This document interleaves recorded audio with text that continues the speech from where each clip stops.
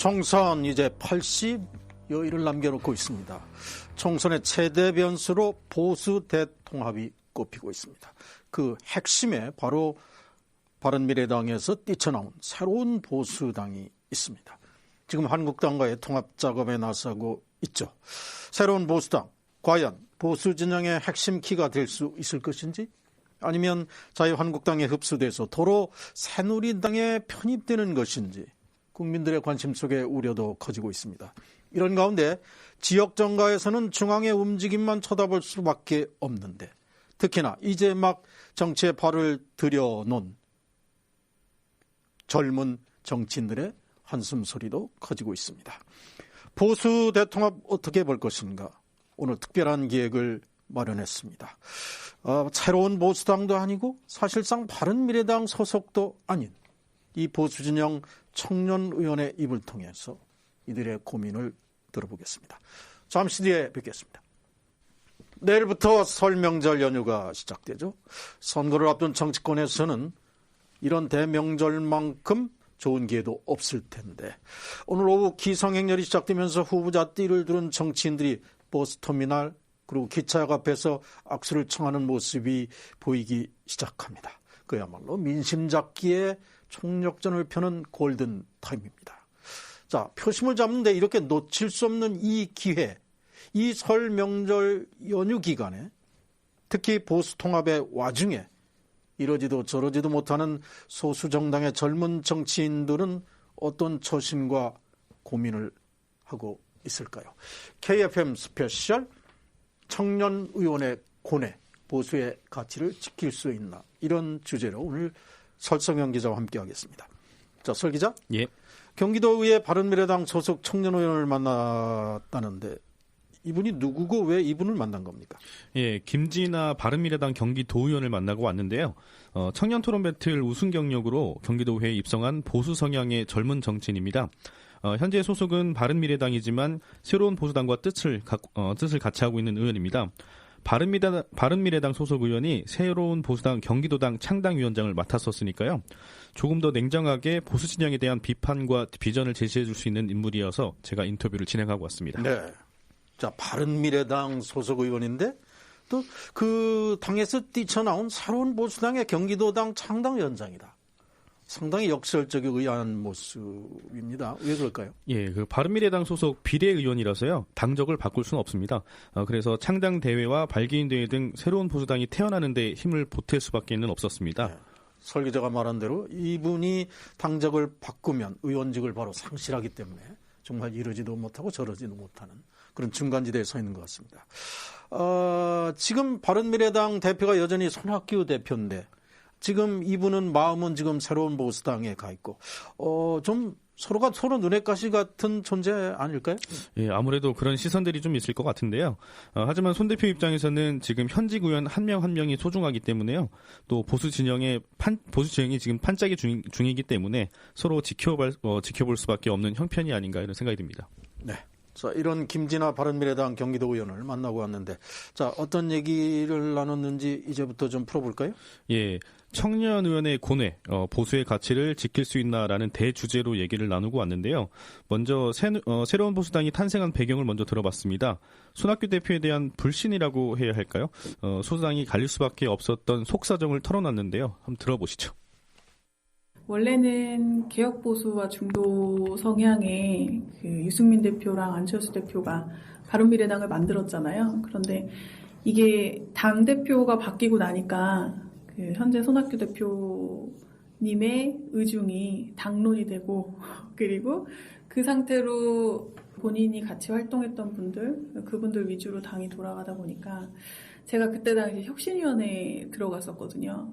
내부에 들어가서 보고 나니 당이 바뀔 필요는 있겠다라는 생각이 들었었어요. 그래서 저도 단호하게 좀 개혁하자는 방향으로 주장을 했었고, 언론이나 이제 대외적으로 저희 반대의 의견을 가지신 분들은 이제 검은 세력이라고 해서, 네, 그러니까 당을 깨려는 세력의 사주를 받았다라고 하면서 또 그걸 또 프레임을 그렇게 몰아가시더라고요. 네.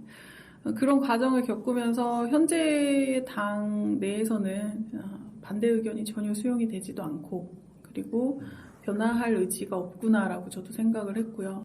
네, 혁신위원회까지 들어가서 이 당을 개혁하고 변화시키고 싶은 이 젊은 청년의 그런 희망이 있었는데 상당히 그 희망에 좌절된 그런 입장을 얘기하고 있습니다. 이것이 손학규 대표의 리더십의 문제인지 지금 내부 갈등이 아주 심했음을 직접 고백을 하고 있는데, 자, 새로운 보수당 정확히 언제 창단된 겁니까? 예, 지난 그 1월 5일에 공식 창당이 됐고요. 손학규 대표와 유승민 대표가 노선을 달리하게 된 시점이죠. 지금은 자유한국당과의 합당 논의가 조금씩 진전되고 있는 모습도 보이고 있는데요. 일각에서는 도로 새누리당이 되는 거 아니냐는 비판의 목소리도 커지고 있습니다.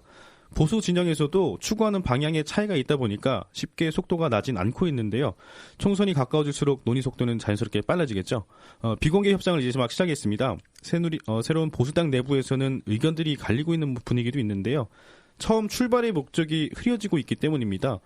창당이라는 건 자신들만의 가치를 내세우고 추구하겠다는 의지를 보인 건데 합당이라는 건 그 본질이 일단 흐려지는 거잖아요. 그런데다가 시작하자마자 합당이라는 단어가 등장을 하니까 새로운 보수당 구성원들 입장에서는 좀 기운이 빠지는 겁니다. 의기투합하려고 했는데 그냥 합친다는 건가? 뭐 이런 생각 때문이겠죠. 김진아 의원입니다. 사실 저는 이게 되게 안타까웠던 게 창당하자마자 합당 얘기가 나오면서 그게 이슈화되니 새로운 보수당이 어떻게 보면 바람이 좀 빠진 상태가 됐어요. 시작부터? 네, 시작부터. 그래서 그게 좀 안타까웠고 물론 논의는 할 수 있겠지만 그쪽에 그렇게 비중이 실릴 건 아니었다고 보는데 저는 자유한국당하고 지금 상태로 그냥 합당하는 것에 대해서는 사실 반대였거든요. 그리고 지금 조금 이렇게 지켜보는 것도 사실 새로운 보수당을 창당할 때의 어떤 창당했던 사람들의 그 의지가 있었던 건데 이거를 합당 논의를 한다는 것 자체도 사실 맞지 않다라고 보여줬고 아직 바뀐 건 하나도 없잖아요. 자유한국당도 바뀐 모습 없고 거기다가 합당 논의하는데 우리공화당까지 논의가 되니 저는 이것은 글쎄요 뭐 미래를 생각해서 하겠다라고 얘기하는 사람들의 그 주장과 어떻게 보면 보여지는 모습은 완전히 상반되는 거 아닌가. 예, 사실 정치공학적, 정치적 셈법이라는 말이 있는 것처럼 정치인들이 총선을 생각한다면 연대는 불가피한 선택이죠. 가치를 추구할 것이냐, 총선을 준비할 것이냐는 비슷한 것 같으면서도 아주 큰 차이가 있습니다. 가치를 추구하는 게 표심으로 얼마나 이어질지는 아무도 모르고요. 확률도 높다고 할 수는 없습니다. 그래서 정치 신인에게 이런 갈림길은 좀 어려운 문제인 것 같습니다. 덮어놓고 이기자가 아니라 어찌됐든 방향성이 있어야 되잖아요. 근데 기존에 잘못됐던 모습들을 고치지 않은 상태로 그냥 합쳐서 간다면 현재는 희망이 없다라고 보는 거죠. 새로운 보수당에서 이제 합당을 반대하시는 분들 입장에서는 지금 계속 정치권에서 얘기하는 게 제가 별로 좋아하지 않는 말이지만 정치공학이라는 말이 있어요. 있죠. 이기기 위해서는 이렇게 해야 된다. 셈법. 네. 지금 그 합당이 셈법에 의한 것이지 않나라는 생각을 하는 거죠. 이긴 이후에는 어떻게 할 거냐. 거기까지 생각을 했을 때는 하나도 변하지 않고 그냥 이기면 또 다시 지금 여당과 야당만 바뀔 뿐이지 이 모습이 계속 반복될 거라고 봐요. 새로운 모습을 보여야겠다는 사람들이 좀 버텨낼 필요도 좀 있지 않을까. 네, 이 청년 정치인 지금 그야말로 정치의 본질을 아주 정확하게 꿰뚫어 보고 있는 게 아닌가 이런 생각을 합니다. 결국은 이 가치의 통합이 아니라 어떤 물리적 통합, 몸짓 불리기, 몸 불리기에 한정된 오직 총선에 이기는 것만을 목적으로 한 그런 통합. 여기에 반대한다. 그래서 이 총선용 통합은 오히려 퇴보하는 거다. 이런 입장인 것 같아요. 네. 그래서 이번에 새로운 보수당에서 새롭게 시작하고자 하는 사람들이 좀 버텨보자 이런 의견인 건데요. 사실 아쉬운 대목이죠. 큰 결정은 위에서 다 할 것이고 총선을 코앞에 둔 상황에서 가치와 이념에 대한 합의를 이루는 것보다 합당 절차를 밟는 게 더 빠를 거니까요. 네. 자, 고민 속에서도 합당을 지금 추진할 수밖에 없는 이런 상황인데 이 청년 정치인은 그럼 새 보수당과 자유한국당의 차이점 이런 걸 뭐로 보고 있을까요? 예, 같은 보수인데요. 다른 점은 뭐가 있을까? 차이가 큰 걸까? 김진아 의원에게 물어봤습니다. 변하지 않고 기존의 고인물, 기존의 기득권 층에서 모든 정책과 방향이 나오는 정당이라고 생각을 해요. 자유한국당이 지금 신생 정당도 아니었고 정치를 하시던 분이 새로운 분들도 아니잖아요. 계속적으로 흘러온 모습을 보면 잘못된 것에 대해서 사과하고 다른 모습을 보인 적이 없어요. 또 뭉개고 버티다가 또 그 모습을 보이는데 이 사람들이 지지를 해줬단 말이에요. 그러다 보니까 바뀔 여지가 없는 거예요. 자성하는 모습이 보였으면 좋겠는데 그런 게 없었던 거죠. 그런데 새로운 보수당 같은 경우는 바뀌자라는 거. 일단 보수는 같은 보수지만 잘못된 건 인정하고 바꿔나가야 된다라는 게 일단 베이스에 갖고 있는 사람들이에요. 저는 가장 큰 차이점을 잘못을 인정하고 바꿔가는 자세가 있냐 없냐에 대한 걸로 봐요. 좀 추상적일 수는 있겠지만. 네. 지금 한국당 고인물이다. 기득권층에 안주하고 있다. 아주 부정적으로 지금 한국당을 보고 있습니다.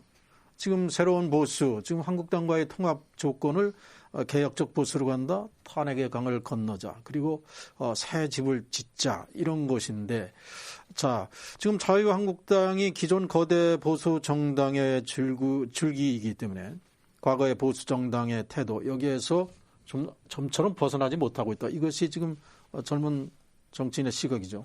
예, 젊은 청년 정치인이기 때문에요. 아무래도 보수 성향의 큰 틀 안에서도 변화를 받아들여야 한다는 진보적 성격도 조금 있는 건데요. 이처럼 새로운 보수당은 변화를 받아들이겠다는 게 기본 입장이고요. 잘못은 인정하겠다는 게 기본 자세인 겁니다. 그런데 그렇지 않다고 판단하고 있는 자유한국당과 그냥 합당부터 추진한다고 하니까 내부 반발도 있는 겁니다. 네. 그런데도 일단 이런 가장 비판적으로 보고 있는 한국당과 새로운 보수당이 합할 수밖에 없는 그런 시간표로 지금 가고 있는 것 같은데, 자, 내부 구성원들은 어떨까요? 일단 따라가야 된다 이런 생각인가요? 바른미래당에서 나온 의원들이 힘을 모았기 때문에 여기서 더 분열되진 않을 거고요. 네. 경선이 시작되고 본선을 준비하다 보면 사실 이런 논의는 또 뒤로 물러나기 마련이긴 한데요. 항상 풀리지 않는 숙제 같은 느낌이죠. 숙제라고 여기지 않을 수도 있고요. 항상 정치권에서 명분 싸움할 때 나오는 여러 이슈 중에 하나일 수도 있겠다 이런 생각이 듭니다. 사실 새 보수당이 자유한국당과 힘겨루기를 하기에는 체급 차이가 너무 커서요. 자성론을 펼치는 게 쉽지는 않은데요. 앞서 여기 김진아 의원이 언급한 것처럼 자성론을 펼치면 보수 성향 유권자들에게 오히려 비판을 받을 수도 있습니다. 보수표가 갈리게 되는 결과를 낳을 수가 있거든요. 네. 자, 통합 과정에서 청년 정치인들의 고뇌가 점점 더 깊어질 것 같은 그런 생각이 듭니다. 가치를 앞세워서 이렇게 정치권에 들어온 신인들에게는 정말 상당한 스트레스일 것 같아요. 이 통합 작업이라는 것 자체가요. 예, 그렇습니다. 새로운 보수당은 나름대로 보수개혁에 대한 목소리를 높이면서 출발을 한 건데요. 자유한국당에 흡수되는 모습이 되어버리면은 내부 동력이 떨어질 수밖에 없죠. 이 정치 신인 입장에서는 정치적으로만 접근하는 것이 아직은 좀 어려운 겁니다. 김진아 의원입니다. 개혁에 대한 내용을 정리하고 가자라는 의미로 생각을 하고요. 통합이라는 단어에 대해서 이견이 있는 건 아니잖아요. 순서, 그리고 개혁을 어떤 방향으로 할 거냐에 대한 부분이고, 그리고 황교안 대표 같은 경우도 저는 스탠스가 좀 불분명한 것 같아요. 모두 다 통합하겠다라고 해놓고 여기서부터 저쪽 끝까지 그냥 우리 새가 커질 수 있는 한 다인 거잖아요. 그러면 통합을 통해서 원하는 게 지금 총선에서 다수의 의석을 확보하는 거 말고 도대체 뭐가 있느냐라고 묻고 싶을 것 같아요. 통합추진위원장이 됐든 우리 공화당이 됐든 그쪽에 관심이 없거든요. 그러니까 진행하시는 거 보면 우리는 개혁은 할 거다라고 얘기하시지만 그거에 대해서는 사실 방점을 찍지 않아요. 통합에만 자꾸 방점을 찍는단 말이에요. 그러니까 우리 악마는 디테일에 있다라고 표현하잖아요. 통합은 할 수 있죠. 그 안에서 세부적인 조율이 안 되면 100% 저는 실패한다고 봅니다. 네, 이렇게 한국당을 부정적으로 보고 또 실패를 100% 예견하는 이 젊은 청년 정치인. 그렇지만 이분 역시 보수를 지향하는 젊은 정치인 아닙니까? 그래서 더욱더 고민이 많을 것 같아요. 예, 정치권에 맴도는 말 중에 보수는 부패로 망하고 진보는 분열로 망한다는 말이 있는데요. 보수가 계속 그 자리에 머무려고 하기 때문에 이런 말이 나온 거거든요. 정리하면 어쨌든 보수도 변화의 흐름에는 따라가야 한다는 결론이 나오기는 합니다. 젊은 보수들이 지향하는 바인데요. 보수가 추구해야 하는 가장 중요한 가치 중 하나는 안정이 있는데요. 사람들이 예측 가능하게 살아갈 수 있도록 사회를 만들어주는 게 보수 정당의 역할이라는 주장도 나왔습니다. 김진아 의원입니다. 기존의 보수정당이 추구하는 것이 틀린 게 아니었거든요. 방법적인 측면에서 잘못된 선택들을 좀 많이 했죠. 지금 현재는 여당이 강세가 되니까 무조건적인 반대하는 의견을 좀 많이 냈던 것 같아요. 반대를 위한 반대. 제가 생각하는 보수정당의 방향은 예측 가능한 사회를 만드는 거라고 저는 생각을 하거든요. 변화는 하겠지만 보수적으로. 그래서 생활하는 사람들이 어쨌든 법과 제도가 바뀌는 거에 있어서 적응하고 준비해가는 데 있어서 좀 예측하고 안정적으로 살아갈 수 있게 하는 게 보수정당이 가질 수 있는 가장 큰 미덕이라고 생각을 해요. 지금까지의 보수정당은 이전 것에 대해서만 쥐고 놓지 않는 모습들을 보였거든요. 그래서 그런 거에 대해서 잘못된 것들 인정하고 미래를 좀 준비해서 안정적으로 갈 수 있게 하는 정당이 됐으면 그게 보수정당이 가야 될 방향 아닐까요? 무조건적으로 변화에 반대하고 진보적으로 주장한다 그래서 배척하고 할 것은 이제는 아니라고 봐요. 지금은 그렇게 하기엔 너무 변화가 빠르죠. 네. 잘못된 것들을 인정하고 미래를 안정적으로 준비할 수 있도록 사회를 설계해 주는 것이 보수정당이 가야 할 방향이다. 자, 그야말로 보수의 교과서를 읽는 것 같습니다. 보수의 아버지라는 버크의 이론처럼 말이죠. 그런데 일각에서는 이런 주장을 현실 정치를 잘 모르니까 나오는 소리다. 이렇게 비판할 수도 있겠다는 생각이 듭니다. 자, 정치권에서는 반대를 위한 반대다. 이런 수식어가 늘 따라다니는데 설 기자는 어떻게 생각합니까? 예, 그 반대를 위한 반대라는 정치권의 암묵적인 셈법이 진보나 보수의 기본 가치를 많이 훼손하고 있다고 생각을 하는데요. 반대 세력이 하는 건 일단 반대다라는 식의 입장 정리가 기본이 된 겁니다. 국민들의 관심을 끌 만한 이슈를 던지면 이해타산도 따지지 않고 일단 반대를 하는 거죠. 국민들의 눈치는 보면서. 국민들 전반적인 공감대가 형성된 이슈라면 서로 특별히 반대 의견은 내지 않아요. 하지만 국민들도 어느 정도 의견이 갈릴 수 있겠다는 계산이 나오면 일단 반대표를 던져서 세력을 결집시킵니다. 큰 틀에서는 둘로 분열되는 거지만 보수나 진보나 한 가지 이슈로 다시 똘똘 뭉칠 수 있는 계기도 되거든요. 이런 정치권의 구태의연한 행태가 사실 대한민국 정치 문화를 퇴보시키는 걸림돌이 되기도 한다고 생각합니다. 네. 자, 얼마 전에 인천공항을 통해서 안철수 전 국민의당 대표가 귀국을 했습니다. 1년 4개월 만이죠. 자, 이분이야말로 바로 이 젊은 정치인이 얘기하는 것처럼 공학적 통합 안 된다. 가치 통합, 혁신 통합이 우선돼야 된다. 그래서 이제 신당을 독자 창당할 수밖에 없다. 이런 얘기를 하는데, 자, 만약 이분이 신당을 창당한다면 동력이 생길 것인가? 바른미래당을 접수하고 그 안에서 새로운 당을 만들 것인가? 여러 가지 지금 궁금증이 있습니다. 자, 그 전망을 어떻게 봅니까? 예, 안 전 대표의 등장은 일단 대권을 겨냥한 게 맞는데요. 총선 불출마를 선언한 것도 본인의 대선행 세력을 최대한 확보하는 데 주력하겠다. 총선 성과로 대권 주자로서 자리매김하겠다는 포부를 밝힌 거라고 풀이가 됩니다. 안 전 대표의 선택에 따른 지역 정치인들의 향배도 영향을 받을 텐데요. 손학규 대표가 바른미래당을 쉽게 내주진 않을 것 같은 분위기입니다. 그렇다면 창당 가능성이 열려 있는 건데요. 총선만 보고 자꾸 합치기만 하고 있다는 비판적 시각이 커지겠죠. 그걸 바라보는 국민이나 젊은 보수정당 정치인들의 마음은 비슷할 거라고 봅니다. 김진아 의원입니다. 그분은 어쨌든 본인이 주인공이 되기를 원하시는 분인 것 같고요. 바른미래당을 본인이 접수를 하실 거냐. 근데 손 대표님이 이제 내가 내려가겠다 하고도 안 하셨고, 이번에는 공식적으로 내가 내려간다고 한 적 없다. 당대표 자리 논다고 한 적 없고, 안철수 의원이 어떤 역할을 할지를 얘기를 하면 그걸로 조율을 하겠다 정도기 때문에 안 내려가실 거라는 관측이 좀 많더라고요. 근데 안 내려가시면 창당하시는 걸로 가지 않을까. 그쪽에 이제 활동하시거나 하는 분들은 일단 창당을 하시지 않을까. 또 그런 얘기도 있어요. 지금 시기에 창당을 하는 게 맞냐. 동력이 그렇게 되냐. 이게 또 5개 광역시도에서 어쨌든 창당이 돼야 되잖아요. 1000명씩 해가지고. 예, 안 전 대표의 등장으로 보수 진영은 일단 전쟁 준비할 장수들은 거의 다 모였다고 봐도 되는데요. 아직 구도 정리가 덜 된 상태이긴 하지만 더 새로운 인물을 영입해서 주목받을 수 있을지는 모르겠습니다. 세보수당의 자강론에 대해 비판적 시각도 커지고 있는 만큼 흡수 또는 합당이 가시화될 거라는 전망도 많습니다. 내부적으로 여러 우려들은 지워지지 않고 있는데요. 기존 보수정당의 모습에서 변신할 수 있을지 걱정의 소리가 줄어들지 않고 있습니다. 현 보수 정당 정치인이죠. 이 청년 정치인인데요. 보수를 어떻게 정의하고 있는지 어떤 것인지 들어보겠습니다. 보수는 사실 현재 시스템과 틀을 지키려고 하는 사람들이죠. 원칙을 지키면서. 그래서 저희가 창당할 때도 헌법 정신을 지키겠다라는 얘기를 많이 해요. 공화주의에 대한 얘기도 저희가 자주 하는데 어쨌든 이 국가의 시스템을 안정적으로 끌고 나가겠다라는 사람들이 보수라고 보고요. 네, 그리고 급진적이 됐든 아니든 간에 기존의 틀을 벗어나서 변화를 추구하는 사람들이 진보라고 보거든요. 그래서 저는 국가 운영은 보수적으로 되는 게 맞다라고 생각을 하는 건데 이게 이제 극보수가 되면서 기존의 틀 그리고 본인들이 지지했던 세력들에 대해서만 계속적으로 설득할 생각도 없고 설득당할 생각도 없이 그냥 기존에 갖고 있는 생각을 바꾸지 않는 사람들이 보수인 것처럼 돼버렸어요.